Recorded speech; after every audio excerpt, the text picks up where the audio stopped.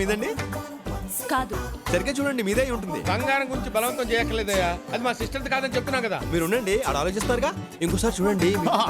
మనోడు బాగానే తగ్గొట్టేస్తున్నాడు. అదేనండి ఎలా అంటారు? ఏమండి ఉంగరం ఆవిడ కాలు ముందు పడింది, ఆవిడ కాదంటున్నారు. మొహమాట పడుతున్నారా? ఏం పడట్లేదు బాబు, ఇది నాదే. మీకు బాగా సూట్ అయిందండి అది.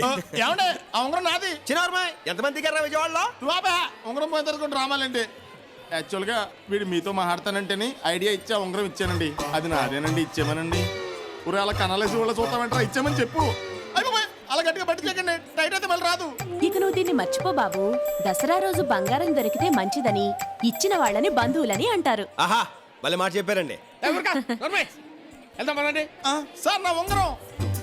ఐడియాస్ ఎప్పుడు కాస్ట్లీగా ఉండకూడదు. నాకు ఇప్పుడే తెలిసిందండి. ఇప్పటికైనా తెలుసుకున్నావు దిప్పమ్మ.